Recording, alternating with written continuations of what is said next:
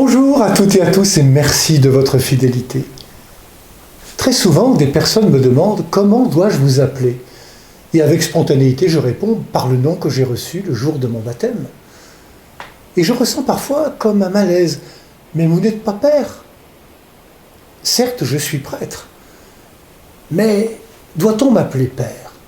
Car Dieu seul est père. Seul Dieu a cette autorité paternelle.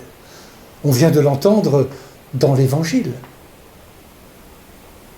Et vous, vous n'êtes pas mon enfant, mais mon frère, ma sœur en Christ.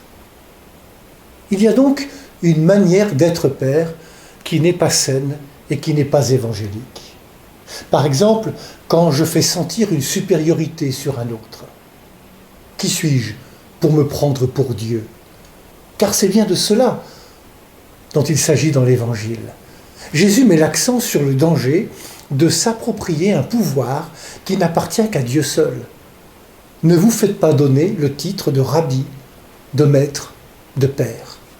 Ne jouez pas les grands seigneurs. Le plus grand parmi vous sera votre serviteur. Oui, nous sommes d'abord, toutes et tous, enfants du même Père et donc frères et sœurs.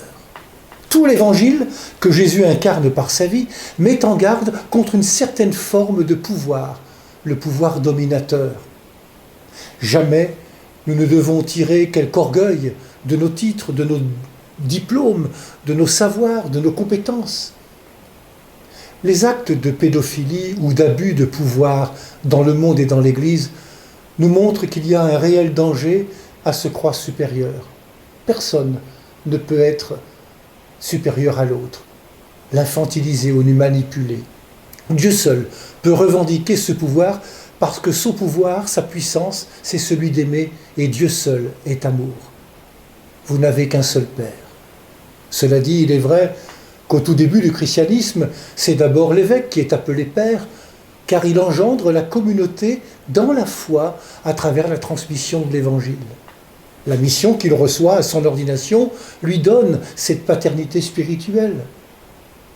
Mais quels que soient nos titres, nos qualités, l'Évangile nous rappelle avec force de rester à notre place. Et accueillons dans la foi la sagesse du Christ. Le plus grand parmi vous sera votre serviteur. Qui s'élève sera abaissé, qui s'abaissera sera élevé. Ne revendiquons aucun titre, mais comportons-nous tous en disciples de Jésus-Christ.